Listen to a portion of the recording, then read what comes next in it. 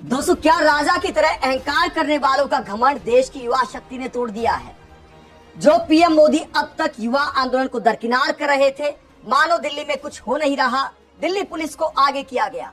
लेकिन अब राजा को सामने आना पड़ा है, क्योंकि प्रजा सड़कों पर जब आई तो सरकार हिल गई है, चारों तरफ से घिर गई है, पूरे देश से आवाजें उठ रही हैं।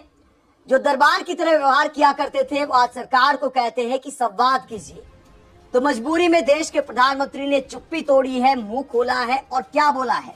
जो प्रधानमंत्री कल तक मजाक उड़ा रहे थे, जिस 20 जुलाई को छात्र सड़कों पर थे, पुलिस छात्रों पर लाठियां चला रही थी, उस समय हमारे प्रधानमंत्री अपने मंत्रियों के साथ हंसी ठिठोली कर रहे थे, देश के नेता विपक्ष का मजाक उड़ा रहे थे और मीडिया वालों को हल्के अंदाज में बोल रहे थे, मौसम की तारीफ कर रहे थे कि बारिश आ गई है, बहुत अच्छा हो गया है, मॉनसून बड़ा कमाल का होने वाला है, और मीडिया वालों का स्वागत कर रहे थे। किस अंदाज में?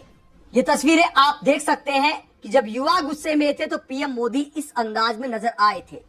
उसके बाद जब मीडिया से बातचीत की तो एक बार भी छात्रों के आंदोलन का जिक्र नहीं किया, बस ऐसे हल्के फुल्के अंदाज में दिखाई दिए, मानो देश में सब ठीक चल रहा है, मौज बहार है। स्वागत है भैया आप सबका। मानसून का भी कुछ लाभ नजर आ रहा है और मानसून सत्र भी प्रारंभ हो रहा है। मानसून हो या मानसून सत्र, अगर दोनों प्रोएक्टिव हो तो बहुत ही प्रोडक्टिव होते हैं। पीएम मोदी ने प्रोएक्टिव सरकार वाली डायलॉगबाजी तो कर दी, लेकिन पीएम मोदी प्रोएक्टिव होते छात्रों को लेकर तो इतना लेट नहीं होते संवाद करने के लिए।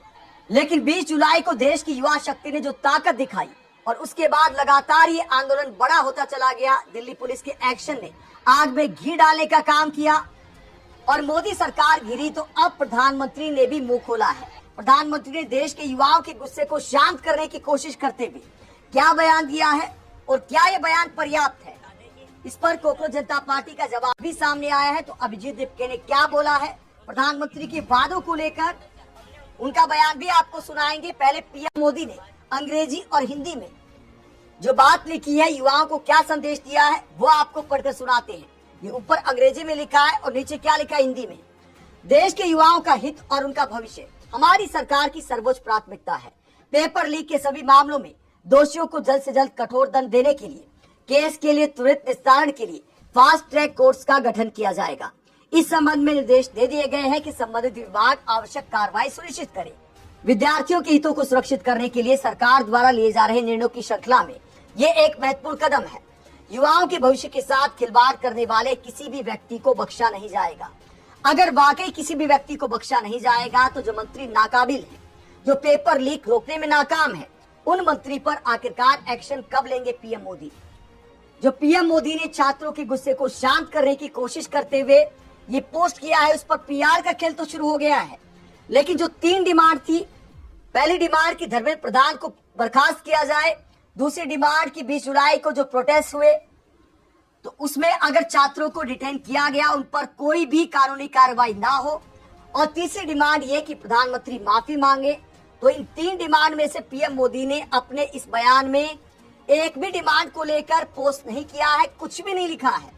सिर्फ ये वादा किया है कि फास्ट ट्रैक कोर्ट बनाया जाएगा कठोर दंड देने के लिए। यानी फिलहाल जो छात्र मांग कर रहे हैं उस पर पीएम मोदी ने शायद कोई संज्ञान नहीं लिया है। अभी ईगो ऊपर दिखाई दे रही है।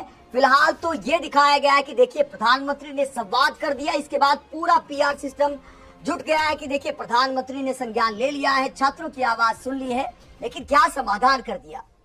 मेन मुद्दा है जवाबदेही तय करना, धर्मेंद्र प्रधान का इस्तीफा लेना। उस पर पीएम मोदी ने एक भी शब्द नहीं बोला। तो उसके बाद विपक्षी नेता क्या कहते हैं, उससे पहले पीआर का खेल आप देखिए। पीएम मोदी ने ऐसा कुछ नहीं लिखा जो बहुत बड़ा क्रांतिकारी कोई बयान दे दिया हो। जो छात्रों की मांग है उस पर कुछ नहीं लिखा, लेकिन पीआर वाले क्या कहते हैं, सांसद निशिकांत दुबे पीआर करते हुए क्या कहते हैं, पेपर लीक एक बड़ा अपराध है, कोई भी अपराधी छूटेगा नहीं, सजा इतनी कड़ी होगी कि अपराधी की रूह कांप जाएगी, ये मोदी की गारंटी है। यानी यहाँ पर भी वही रटे रटाए डायलॉग, मोदी की गारंटी धरी रह जाती है। पीएम मोदी तो ये भी गारंटी देते आए हैं कि निर्माण कार्य होते हैं तो मैं ड्रोन से देख लेता हूँ, कहीं भ्रष्टाचार नहीं हो सकता। सरकारी कामों की क्वालिटी को भी देखना है। तो मुझे जरूरी नहीं कि मैं पहले से बता दूं कि मुझे वहां इंस्पेक्शन के लिए जाना है, तो फिर तो सब कुछ ठीक ठाक हो ही जाएगा। मैं ड्रोन भेज दूं, पता वही लेकर के आ जाता है और उनको पता तक नहीं चलता है कि मैंने जानकारी ले ली है। लेकिन उसके बाद ऐसे निर्माण कार्य हो रहे हैं जो पहली बारिश में धोखा दे जाते हैं, मोदी की गारंटी फेल हो जाती है। और पेपर लीक को लेकर तो पीएम मोदी के सारे वादे धराशायी हुए हैं। इसके बाद कपिल मिश्रा का भी पोस्ट देखिए। कपिल मिश्रा भी वही भाषा इस्तेमाल करते हैं, देश के युवाओं को प्रधानमंत्री नरेंद्र मोदी जी की गारंटी, यानी गारंटी वाले पीआर में पूरा मंत्रिमंडल, सांसद, राज्य सरकारों के मंत्री जुट गए हैं। लेकिन विपक्षी नेता क्या कहते हैं? सुप्रिया स्नेत पीएम मोदी के इस गारंटी वाले बयान पर क्या आईना दिखाती हैं? वो कहते हैं 152 पेपर लीक हो चुके हैं 10 साल में, लेकिन कितने लोग दोषी पाए गए? 0। और जिम्मेदार कौन है? मंत्री धर्मेंद्र प्रधान। क्या मंत्री का इस्तीफा लिया गया? नहीं लिया गया। आगे वो कहते तो इस तरह से खोखले वादे करना बंद करिए मिस्टर मोदी। देश का युवा मूर्ख नहीं है और वो आपके मूर्ख भक्त नहीं है। तो सुप्रिया स्नेत कहते हैं जो आंदोलन कर रहे हैं वो आपके मूर्ख भक्त नहीं है, अब आप उनको मूर्ख नहीं बना सकते। वही कांग्रेस जनता पार्टी की तरफ से क्या रिएक्शन सामने आया है जब प्रधानमंत्री ने पहली बार युवाओं पर ऐसा बयान दिया इस आंदोलन के शुरू होने के बाद। तो अभिजीत दीपके क्या कहते हैं? क्या आंदोलन खत्म हो जाएगा पीएम मोदी की इतनी बात पर? अभिजीत दीपके ने क्या साफ किया है, जरा सुनिए। हमारा प्रोटेस्ट जैसे चला रहा था वैसे ही चलता रहेगा। हमारा प्रोटेस्ट तब तक वापस नहीं लिया जाएगा जब तक धर्मेंद्र प्रधान का इस्तीफा नहीं होता। और हम चाहते हैं कि सोनम सर अपना अनशन तोड़े, क्योंकि हमने चाहते हैं सोनम सर अपनी जान और धोखे में डाले। उनकी जिंदगी इस देश के लिए बहुत कीमती है। हमने उनको कहा था पिछली बार, आपने हमको 5 घंटे बिठा कर रखा, 5 घंटे में से बस 10 मिनट ही बात करिए। ऐसा कौन करता है?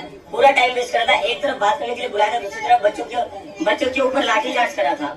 तो अभी इसके बाद जो भी बात होगी वो जंतर मंतर पर होगी। जेपी नड्डा का बयान था कि राजनीति की जा रही है। मुझे ऐसा लगता है कि जेपी नड्डा आपको राजनीति इतनी बुरी लगती है तो जेपी नड्डा राजनीति से संन्यास क्यों नहीं लेते? खुद संन्यास ले लो अगर राजनीति इतनी बुरी है।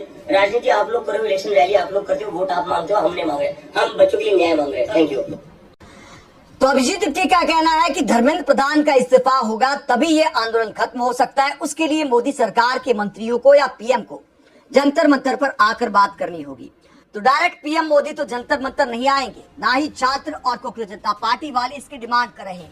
मंत्री भी आ सकते हैं, बस जंतर मंतर पर आकर उनका काम करते धर्मेंद्र प्रधान का इस्तीफा हो जाए, आंदोलन खत्म हो जाएगा। इतना ही तो करना है। क्या चुप्पी तोड़ने के बाद देश के प्रधानमंत्री धर्मेंद्र प्रधान का इस्तीफा लेने पर भी मजबूर हो जाएंगे? आप क्या सोचते हैं? कमेंट बॉक्स में अपनी राय जरूर दें, साथ ही चैनल को सब्सक्राइब भी करें। नमस्कार।